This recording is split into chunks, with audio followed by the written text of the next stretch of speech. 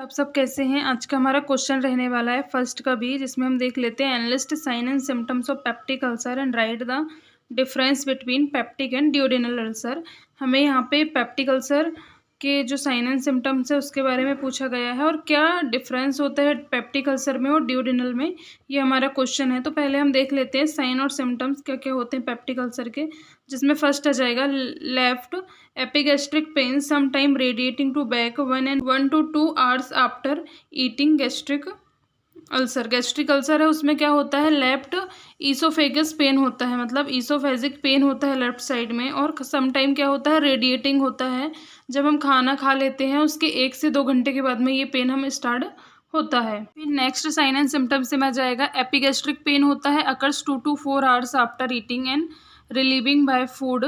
Duodenal ulcer में heart burn होता है, नोजिया होती है, डिस्कम्फर्ट होता है, वेट लॉस होता है, डिस्पेप्सिया होता है, हाइपोकॉन्ड्रियल रीजन पेन होता है, फिर वॉमिटिंग, कभी कभी उसके साथ में ब्लड भी आ जाता है, एनोरेक्सिया होता है, लॉस ऑफ एपेटाइट हो जाती है, ब्लडी टूल आता है, क्योंकि अगर अल्सर ज़्यादा वहाँ पे हो जाता है तो उसमें ब्लीडिंग होने लगती है, ब्लीडिंग के कारण जो ब्लड रहता है वो स्टूल के साथ में बाहर आता है। फिर आ जाएगा नॉक्चर्नल पेन होता है।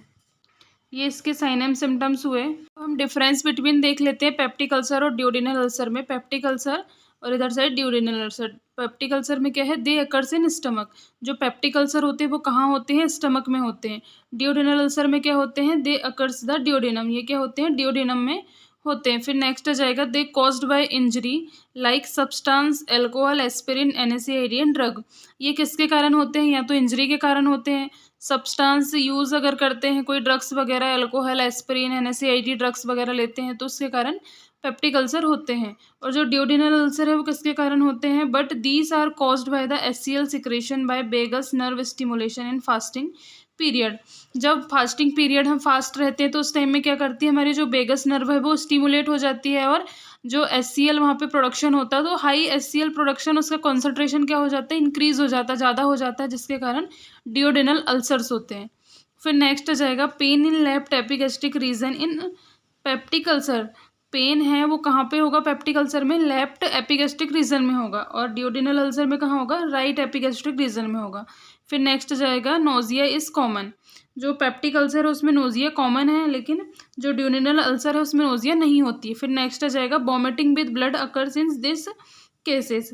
जो पेप्टिक अल्सर है उसमें क्या आएगा, वॉमिटिंग के साथ में ब्लड आएगा कभी कभी, लेकिन जो अगर ड्यूडेनल अल्सर है उसमें अगर ब्लीडिंग हो रही है तो वो ब्लड किसके साथ में आएगा, स्टूल के साथ में बाहर आएगा।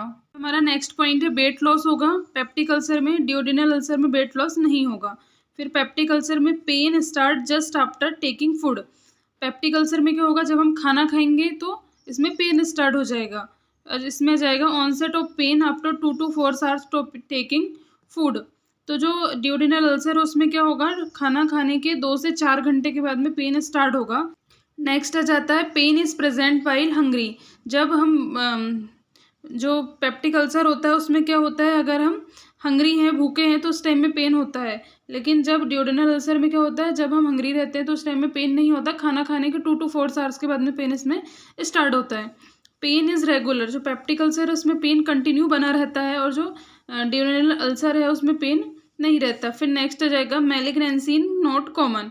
जो पेप्टिक अल्सर है उसमें मैलिग्नेंसी नहीं होती है, लेकिन जो ड्यूडेनल अल्सर है उसमें मैलिग्नेंसी प्रेजेंट होती है। यहाँ पे हमारा ये क्वेश्चन फिनिश हो जाता है। Thank you for watching this video.